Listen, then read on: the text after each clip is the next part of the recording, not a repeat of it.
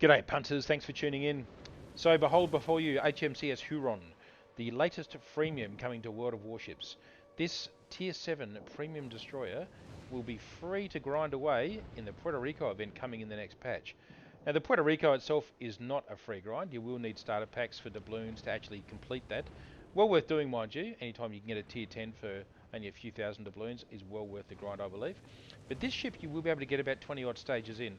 It'll take you a while to get there, probably a good 3 to 4 weeks of grinding before you actually be able to pick this ship up. So it's still probably 6 or 7 weeks from being in your port, so to speak. However, a free ship is free. And if you're a free-to-play player, this is an opportunity you really can't afford to pass up.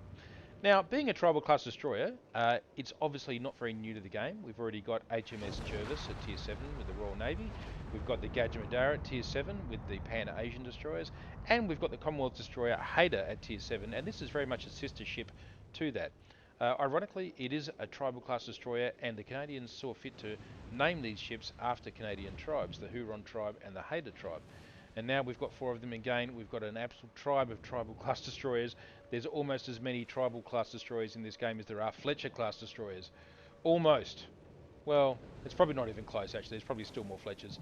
Anyway, the purpose of this video, side by side with the Haida, how does it compare? What are you getting for the money you're not spending? So, I'm going to start with the survivability of the Huron.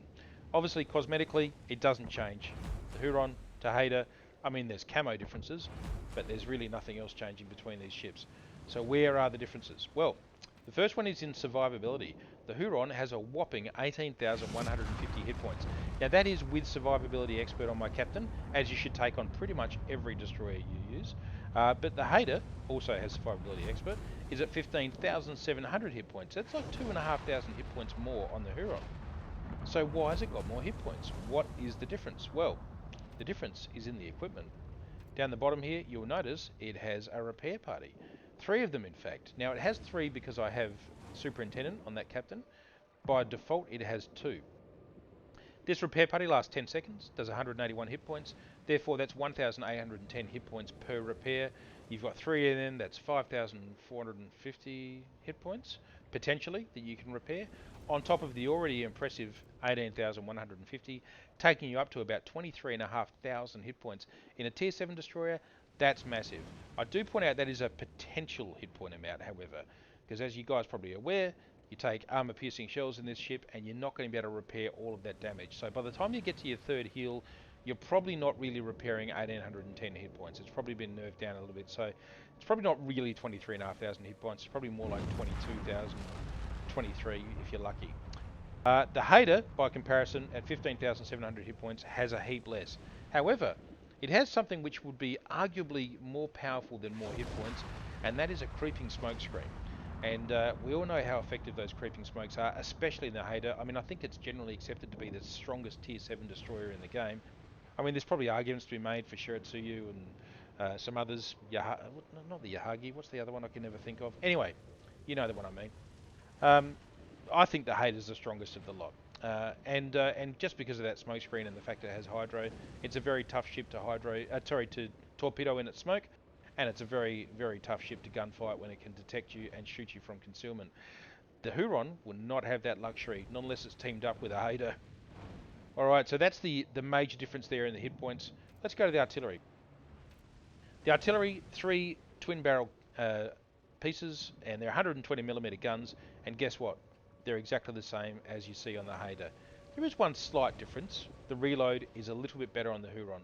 So, having taken Fearless Brawler on this ship, I've got the reload down to 4.2 seconds, whereas the Haida is 5 seconds. And I'll just check my captain on the Haida. Yeah, he does not have Fearless Brawler. So, 5 seconds down by default. If I take half a second off that, it's going to be about 4.5. So, it's a slightly faster reload, but it's really not a great deal of difference between the two as far as the reload goes. Maybe 0.3 of a second. Not a massive advantage. Now consider this. This is a ship without a smokescreen. These guns have got lazy ballistics. 808 meters per second. Think about other destroyers in the game that have no smokescreen. What do they have going for them? Pretty damn good guns. The French destroyers, great ballistics, great rapid fire burst fire. Pan-European destroyers. All right, not particularly accurate, but fast-firing guns, like really, truly rapid-fire guns. What else we got? Russian destroyers when you get to the high tiers and you take in repair party over smoke. Rapid-fire guns, fantastic ballistics. Then we get to the Huron. Okay, I wouldn't say they're rapid fire, but they're reasonable sort of fire rate, but lazy ballistics, which means if you're going to use these guns at 12.3 kilometers, the max range of this ship, you're going to have a hard time hitting anything. Never mind if you take advanced firing training, so you can increase your range. You're only going to hit the fattest, slowest reversing battleships. You're not going to hit anything that's on the move, reliably at least anyway. I do wonder about the viability of this ship with those guns and no smoke. Obviously, there is a secondary battery on there as well. That's the little 102mm gun up high there on the back. Oh, that's not it. There it is. Interestingly, that little 102mm gun survives to this day at the Royal Canadian Maritime Museum, I believe it is. The rest of the ship was scrapped back in the 60s because, well, the Korean War was over, it was out of service, and that's what you do with old warships. But the gun survives. The main gun's clearly not. Yeah, and that little secondary is, by the way, the same thing on the Hader. I know people sometimes get some pretty funny close quarters experts with that thing, but yeah, you're not gonna decide any battles with that little secondary battery, I wouldn't imagine. Okay, so that's the artillery. Nothing really much has changed. Slightly better reload, but that's about it. Torpedoes. Well, guess what? Identical. This is a full Ctrl C Ctrl V copy paste from Wargaming. One quad launcher, 533mm torps, 8 km range, 62 knot speed, 1.4 km detection in the water, 16,767 hit points damage. It's yeah, exactly the same as the Hader. Nothing to be surprised about there. The thing that's always bugged me about these single fire, well, these destroyers with a single set of tubes, is that the reload is stupidly long. Like the Kid's like 2 minutes. It's got one set of tubes. This thing, a minute and a half. The Hader, a minute and a half. Yet the Cossack at tier 8 reloads that one set of tubes in a minute. Like 50% faster. I don't get it. It's got one set of tubes. It should be able to reload quite a lot faster than it does. And that would be a saving grace for this ship, I believe, if it had faster reloading tubes. I'm not giving an opinion, I'm just saying. Alright, moving on from the torpedoes, which have been copy-pasted. Guess what? So have the depth charges. And nobody really cares about depth charges because it makes us think about submarines and it makes us think about how much we hate wargaming for producing submarines when they said they never would. Anyway, moving on. AA defense, it's got a slightly better AA rating than the Hader. The Hader is at 38, this thing's at 39. Do you want me to pinpoint the difference? No, I can't be bothered either. You're not going to shoot down many planes in this thing. Maneuverability, again, copy-paste of the Hader. 36.5 knots, 630 metre turning circle, and a 3-second rudder. Nothing has changed. Very, very lazy work from Wargaming in that regard. And finally, we go to concealment, and this is where the news gets bad. You remember the Hader? We go to concealment on this thing. This is what makes this ship the best in its tier. 5.7 kilometre detection by sea. That is unrivaled at tier 7. Nothing else is like has got that sort of concealment. What is the Shiratsuyu is like 5.8 or 9? It's got the best of any ship at tier 7, which makes it so powerful. If you get ambushed in a DD by a Hader, you're probably dead. Unless he's been, screwed over and got bugger all hit points left, he's going to make a meal of you because you can't turn around and get away, and then he's just going to hydra you from his smoke and murder you. That's what makes this ship so strong. So we switch back to the Huron. Concealment is 6.2 kilometers. What the hell? It's the same ship, the exact same ship, and it's got half a kilometer more concealment. Is it because of this funky ass green and white camo? I mean, it's ugly, don't get me wrong, but does it really make it more visible from half a kilometer away? I guess so. Wargaming logic. So yeah, this is going to cost this ship. This means you cannot attack a cap. You cannot be the first line of offense because you will get murdered. I mean, that half a kilometre range that the advantage that a Hader has over you is obviously not as accentuated if you against something like a Sims, which is 6.6. But my point still remains. You're not the best concealment, and so you're going to get outspotted by something, by a Japanese destroyer. Who knows? You're a tier 7. You're going to be coming up against tier 8s and 9s with radar. Uh, this is not cool.